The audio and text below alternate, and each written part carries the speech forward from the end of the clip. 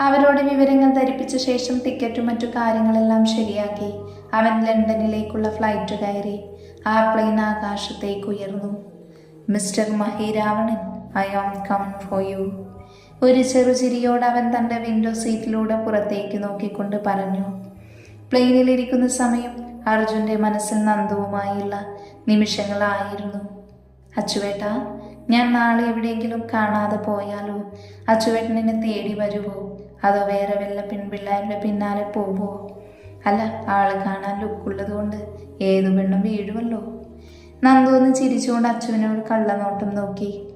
എൻ്റെ പെണ്ണെ, ഒരുപാട് പെൺപിള്ളേർ പിന്നാലെ വരും. പക്ഷെ എൻ്റെ കുറുമ്പി പെണ്ണ് നീയല്ലേ. അപ്പം നീ എവിടെ കാണാതെ പോയാലും എത്ര ദൂരത്താണെങ്കിലും ഞാൻ തേടി വരും. ഇനി മരണമാണെങ്കിലും ഒരുമിച്ച്. അവനത് പറയുമ്പോൾ അവൻ്റെ കണ്ണുകളിൽ ഒരു തിളക്കവും കണ്ണുനീരും നിറയുന്നുണ്ടായിരുന്നു. അയ്യേ, ഇതാണോ വലിയ പോലീസ് ഓഫീസർ? ഒരു തമാശ പറഞ്ഞപ്പോഴേക്കും കണ്ണൊക്കെ നിറച്ചു. എൻ്റെ മനസ്സിൽ അലിയൻ പോലീസ് കാലിനെ വിട്ട് ഞാൻ എങ്ങോട്ട് പോവാനാ? നമ്മുടെ ലൈഫിൽ വില്ലന്മാർക്ക് റോളില്ലല്ലോ എൻ്റെ പൊന്നച്ചുവേട്ട. അവൾ അവൻ്റെ മുഖം ചേർത്ത് നെറ്റിയിൽ ഒരു മുത്തം നൽകി. Sir, would you like to have a something? ആ ചോദ്യം അവനെ ഓർമ്മയിൽ നിന്നും ഉണർത്തി. ഒരു എയർ ഹോസ്റ്റസ് അവൻ്റെ മുന്നിൽ ട്രെയിൽ കുറച്ച് ഭക്ഷണ സാധനങ്ങളുമായി നിന്നു. അവനൊന്നും വേണ്ട എന്ന് കൈകൊണ്ട് ആംഗ്യം കാണിച്ചു. ആ പ്ലെയിൻ ആകാശത്തിലൂടെ നീങ്ങിക്കൊണ്ടിരുന്നു. London. Nandu, my darling, this is for U.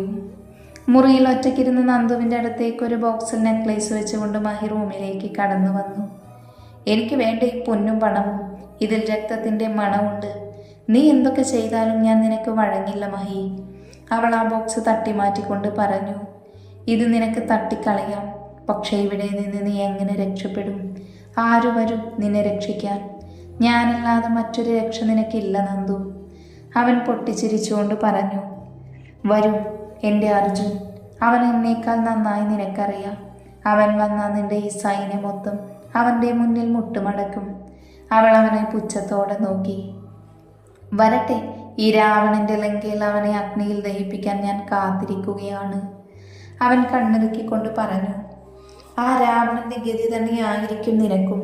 നിന്റെ ഈ അമിത ആത്മവിശ്വാസം അത് നിന്നെ എത്തിക്കുന്നത് മരണത്തിലേക്കായിരിക്കും. കാത്തിരുന്നു.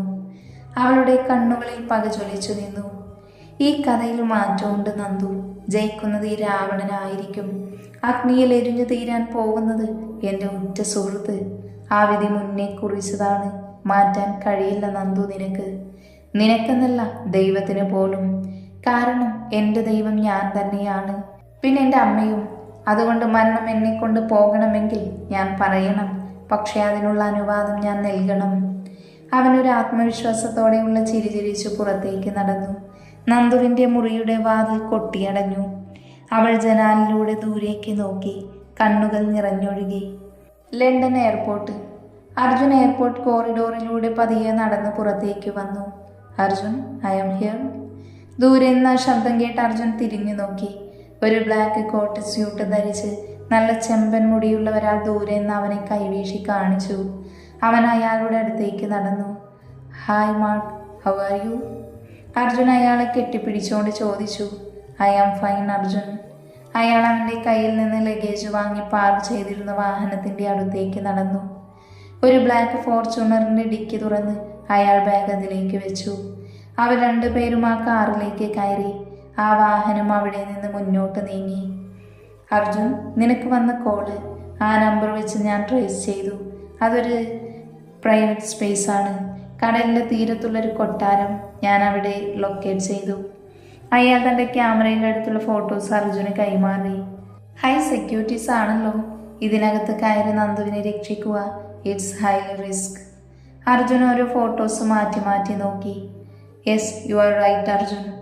ഹൈ സെൻസിറ്റീവ് ക്യാമറാസ്, പിന്നെ അലാറം, ഓട്ടോമാറ്റിക് മെഷീൻ, ഗൺ എല്ലാം ഉള്ളതുകൊണ്ട് അകത്ത് കയറി അവനെ എന്തെങ്കിലും ചെയ്ത് ആ കുട്ടിയെ രക്ഷിക്കുക ഇമ്പോസിബിൾ ആണ്. അയാൾ സ്റ്റിയറിംഗിൽ തൻ്റെ കൈമുഷ്ടി ബലമായി പിടിച്ചുകൊണ്ട് പറഞ്ഞു. അകത്ത് വെച്ച് പറ്റിയില്ലെങ്കിൽ അവരെ പുറത്ത് കൊണ്ടുവരണം. പുറത്ത് വന്ന അപ്പം നമ്മുടെ പ്ലാൻ വർക്കൗട്ട് ചെയ്ത് എനിക്ക് നന്ദുവിനെ രക്ഷിക്കാൻ കഴിയും. അവനൊന്ന് ചിരിച്ചുകൊണ്ട് പറഞ്ഞു. അതിനുള്ള വഴി കണ്ടെത്തണം അർജുൻ. പിന്നെ നീ ആവശ്യപ്പെട്ട എല്ലാ കാര്യങ്ങളും ഞാൻ ചെയ്തിട്ടുണ്ട്. നമ്മുടെ സ്ഥലത്തേക്ക് പോകാം. അയാൾ ഗിയർ ചേഞ്ച് ചെയ്തു. ആ വണ്ടി ഒരു പാതി പണി തീർന്ന കെട്ടിടത്തിന് മുന്നിൽ വന്നു നിന്നു.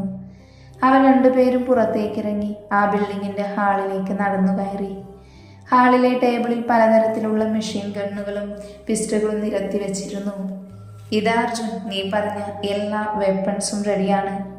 അയാൾ കൈകൾ ആ ടേബിളിന് നേരെ ചൂണ്ടിക്കൊണ്ട് പറഞ്ഞു. അർജുൻ ഓരോ ഗണ്ണെടുത്ത് ലോഡ് ചെയ്ത് പരിശോധിച്ചു. It's really good. Arjun gun firing position hold ചെയ്തുകൊണ്ട് പറഞ്ഞു. ആ ഹാളിലേക്ക് കുറച്ച് ആളുകൾ അപ്പോൾ കടന്നു വന്നു. അർജുൻ, ഇവരെല്ലാം ഗൺ യൂസ് ചെയ്യുന്നതിൽ എക്സ്പേർട്ടാണ്. ക്രിമിനൽസ് ആണെങ്കിലും വിശ്വസിക്കാം. അവരുടെ മുന്നിൽ വന്ന് നിന്നവരെ ചൂണ്ടിക്കൊണ്ട് മാർക്ക് പറഞ്ഞു. So everything is set. ഇനി അവനെ എങ്ങനെ അറ്റാക്ക് ചെയ്യണമെന്ന് മാത്രം ആലോചിച്ചാൽ മതി. അർജുൻ ഗണ്ണിലേക്ക് മാഗസിൻ ലോഡ് ചെയ്തുകൊണ്ട് പറഞ്ഞു. ഓപ്പൺ സ്ട്രീറ്റിൽ വെച്ചൊരു അറ്റാക്ക് നടത്തില്ല അർജുൻ. ഇത് ലണ്ടനാണ്.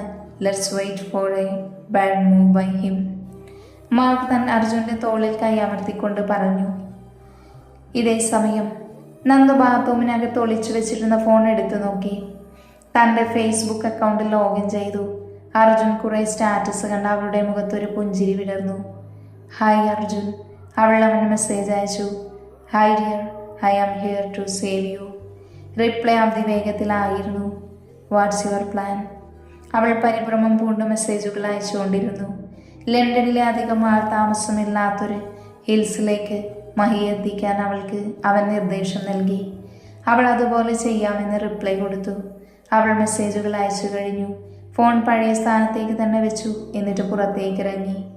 അവൾ തൻ്റെ പ്ലാൻ അനുസരിച്ച് മഹിയുടെ അടുത്തേക്ക് ചെല്ലാൻ തയ്യാറായി. മഹിയുടെ ഓഫീസ് റൂമിന് മുന്നിൽ അവളെത്തി. എന്താണ് മേഡം ഇവിടെ? പുറത്തുനിന്ന് സെക്യൂരിറ്റി ഗാർഡ്സ് അവളോട് ചോദിച്ചു. എനിക്ക് മഹിയെ കാണണം, ഇപ്പോൾ തന്നെ കാണണം, അവൾ വാശിയോട് പറഞ്ഞു. മേഡം, സാർ ഇപ്പോൾ തിരക്കിലാണ്, എനിക്ക് അകത്തേക്ക് വിടാൻ പറ്റില്ല. അയാൾ നന്ദുവിനെ തടഞ്ഞു. റോബർട്ട്, അവളെ അകത്തേക്ക് അയക്കൂ. ഉള്ളിൽ നിന്ന് മഹിയുടെ ശബ്ദം കേട്ടതും അയാൾ നന്ദുവിനെ അകത്തേക്ക് കയറ്റി. മഹി, എനിക്കൊരു കാര്യം സംസാരിക്കാനുണ്ട്. നന്ദുവിൻ്റെ മുഖത്ത് അവൻ കുറച്ചു കാലത്തിന് ശേഷം ഒരു ചിരി കണ്ടു. അതവനെയും സന്തോഷിപ്പിച്ചു. എന്നോട് എന്തെങ്കിലും പറയാൻ നിനക്കൊരു പെർമിഷൻ വേണോ? ഓർഡർ ചെയ്യ്. അവൻ ചെയറിൽ നിന്ന് എഴുന്നേറ്റ് അവളുടെ അടുത്തേക്ക് ചെന്നുകൊണ്ട് പറഞ്ഞു. എനിക്കിപ്പോൾ തോന്നുന്നു നിന്റെ കൂടെയുള്ള ജീവിതമാണ് നല്ലതെന്ന്. അർജുൻ എന്നെ തേടി വരാനൊന്നും പോകുന്നില്ല. നീ ആഗ്രഹിച്ചതുപോലെ നിന്റേത് മാത്രമായി മാറണം എനിക്ക്. അവൾ നാണം പോലെ ചിരിച്ചുകൊണ്ട് അവനോട് പറഞ്ഞു. ഈ ഒരു നിമിഷത്തിന് വേണ്ടിയാണ് നന്ദു ഞാൻ ഇത്രയും കാലം കാത്തിരുന്നത്. ഇനി നിന്നെ പൊന്നുപോലെ നോക്കും ഞാൻ. നീ എന്ത് ചോദിച്ചാലും ചെയ്തു തരും. അവൻ അവളെ കെട്ടിപ്പിടിച്ചുകൊണ്ട് പറഞ്ഞു. അവൾ ആ കരവലയത്തിൽ നിന്ന് പുറത്ത് കടന്ന് കുറച്ച് നീങ്ങി നിന്നു. എന്നാൽ എനിക്കിപ്പോൾ ഒരാഗ്രഹമുണ്ട്. ഇവിടെ അടുത്തുള്ള ഹിൽസില്ലേ, എനിക്ക് അവിടെ ഒന്ന് പോകണം, നമ്മൾ രണ്ടുപേരും മാത്രമായി. അവൾ അവൻ്റെ അടുത്തേക്ക് ചേർന്ന് നിന്നുകൊണ്ട് പറഞ്ഞു. ഇതാണോ കാര്യം? തീർച്ചയായും, ഇപ്പോൾ തന്നെ പോവാം. അവൻ റെഡിയെന്ന പോലെ പുറത്തേക്ക് നടക്കാൻ തുടങ്ങി.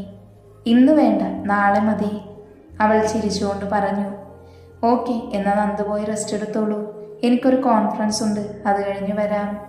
അവൻ അവളെ പുറത്തേക്ക് നിർത്തിക്കൊണ്ട് പറഞ്ഞു. ഓക്കെ മഹി, അപ്പം നാളത്തെ കാര്യം മറക്കണ്ട. അവൾ കണ്ണുരുക്കി ചിരിച്ചുകൊണ്ട് പതിയെ മുന്നോട്ട് നടന്നു. നാളെ അവർ അവിടെ എത്തും എന്ന വിവരം അവൾ അർജുന് മെസ്സേജ് അയച്ചു. അടുത്ത ദിവസം ആ ഹിൽസിലേക്ക് മഹിയുടെ റേഞ്ച് റോവർ പാഞ്ഞു. ഹിൽ ടോപ്പിലെത്തിയതും വണ്ടി നിർത്തി. ഇവിടെ നിന്ന് നോക്കിയാൽ ലണ്ടൻ മുഴുവൻ നമുക്ക് കാണാം, മഹി അവളോടൊന്ന് ചിരിച്ചുകൊണ്ട് പറഞ്ഞു. അവർ രണ്ടുപേരും വണ്ടിയിൽ നിന്നും പുറത്തേക്കിറങ്ങി. മഹി പറഞ്ഞത് ശരിയാ, ഇവിടെ എന്ത് ഭംഗിയാ, അവൾ തൻ്റെ കൈകൾ കൂട്ടിപ്പിടിച്ചുകൊണ്ട് പറഞ്ഞു. നന്ദു, ഞാൻ ശോഭനയുടെ വലിയ ഫാനാണ്. കാരണം എന്താണെന്നറിയോ? ഇല്ലാത്തൊരു കാര്യം അവർ ചില സീനുകളിൽ പറഞ്ഞ് നമ്മളെ വിശ്വസിപ്പിക്കാറുണ്ട്. ആ ശോഭനയുടെ അതേ നാട്യമാണ് നിനക്ക്. അവൻ നന്ദുവിനെ ബലമായി അടുത്തേക്ക് പിടിച്ചുകൊണ്ട് പറഞ്ഞു. മഹി, നീ എന്തീ പറയുന്നത്? വേദനിക്കുന്നു മഹി, വിട്. അവളുടെ കണ്ണുകൾ പേടിയിൽ നിറഞ്ഞു. ഓ, ദാറ്റ്സ് ടു ബാഡ്. നിങ്ങൾ സ്ത്രീകൾ അഭിനയത്തിൽ മിടുക്കികളാണ്.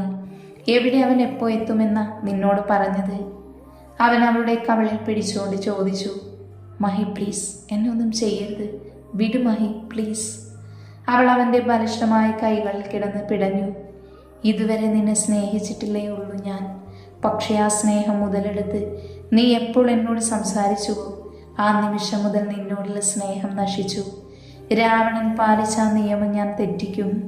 അവൻ അവളോട് അലറി. Mahi, stop it. പെട്ടെന്ന് അർജുൻ്റെ ശബ്ദം അവിടെയാകെ മുഴങ്ങി. ഓ, യുവർ ഹീറോ, നിന്റെ രാമൻ, അവൻ എത്തിയിട്ടുണ്ട്. My dear friend, I am dining to see you, please come out. Mahi ഒന്ന് നിർത്തി തിരിഞ്ഞുകൊണ്ട് പറഞ്ഞു. അവൻ്റെ വലത് കൈ നന്ദുവിൻ്റെ കഴുത്തിൽ മുറുകിയിരുന്നു. ഒരു മരത്തിൻ്റെ പുറകിൽ നിന്ന് കയ്യിൽ പിസ്റ്ററുമായി അർജുൻ വന്ന് കുറച്ചാളുകളും.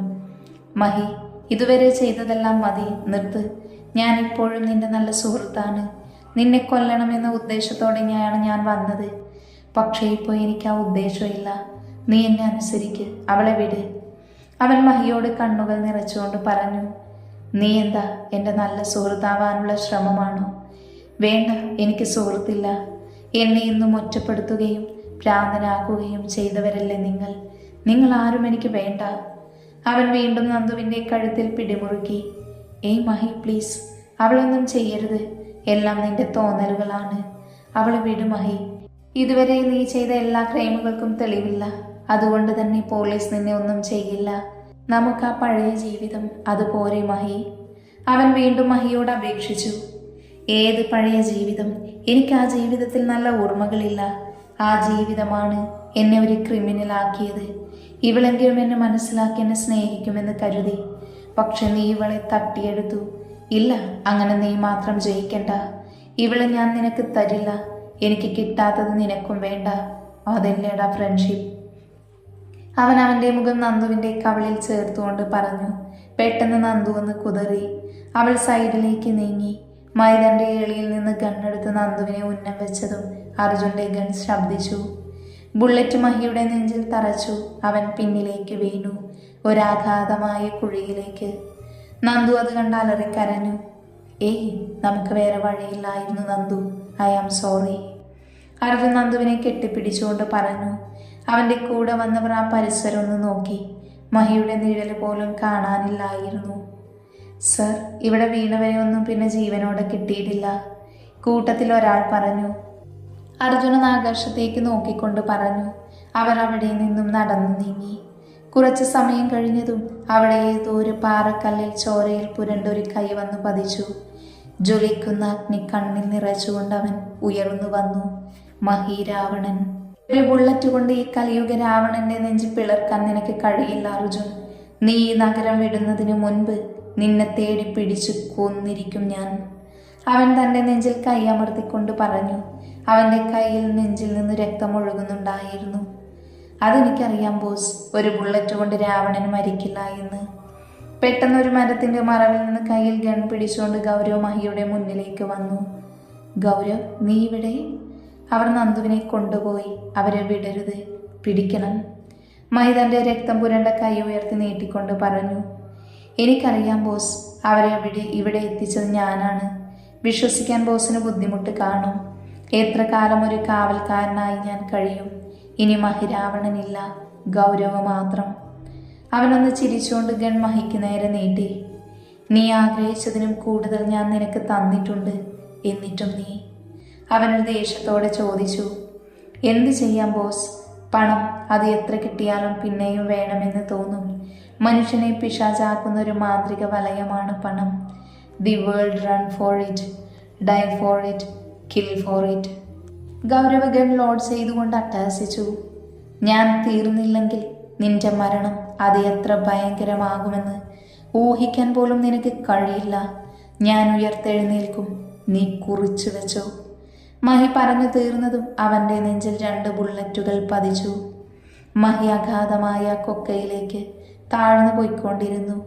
അപ്പോഴും അവൻ്റെ കണ്ണുകളിൽ ഗൗരവിൻ്റെ ചതി നിറഞ്ഞ ചിരി പതിഞ്ഞിരുന്നു.